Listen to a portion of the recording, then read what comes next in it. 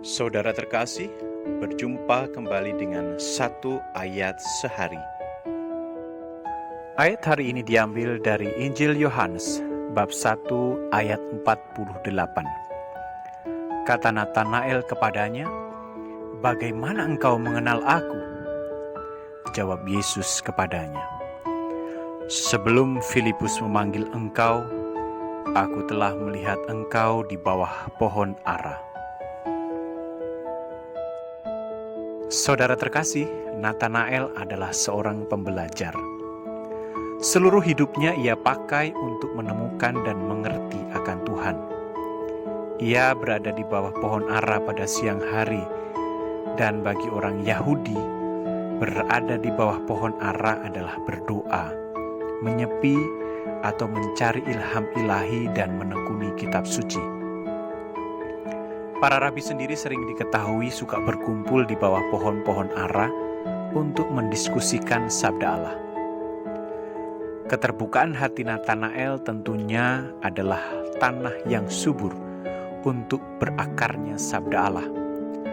Sebagai seorang Israel, ia tidak yakin seorang Mesias akan datang atau terlahir dari sebuah keluarga biasa di Nazaret.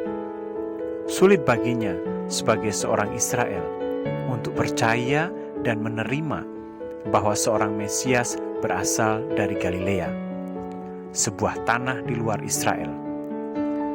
Tetapi Natanael percaya bahwa Mesias adalah penyelamat. Buktinya, ia mencari Mesias setiap waktu dan berharap akan keselamatan. Dan ketika Filipus mengajaknya menemui Yesus, Yesus memujinya sebagai seorang Israel sejati, seorang pemuda yang tidak ada kepura-puraan di dalam hatinya. Dan yang menarik, Yesus sudah terlebih dahulu melihat dia duduk di bawah pohon ara, bahkan sebelum diajak Filipus. Dan perkataan Yesus membuatnya sadar, tidak ada seorang pun bisa mengenal dirinya kecuali Allah. Maka ia percaya bahwa Yesus adalah Mesias yang dinantikan. "Rabi, engkau anak Allah, engkau Raja orang Israel." Saudara, apakah kita menyadari bahwa Allah tahu dan membaca segala pikiran kita? Apakah kita pernah sungguh-sungguh mengundang Allah agar mendengar pikiran-pikiran kita dan menolong kita agar semakin jelas membaca pikiran kita itu? Apakah kita menghabiskan banyak waktu kita untuk menonton televisi, sinetron, acara olahraga, atau media sosial, tetapi hanya sedikit saja waktu kita untuk bersimpu di hadapan hadirat-Nya?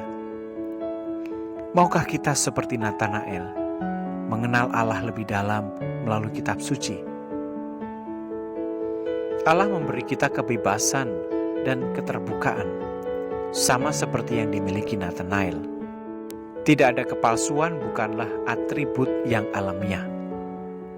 Tetapi atribut ini muncul dan tumbuh ketika kita pasrah dan menyerahkan diri kita pada pemeliharaan Allah.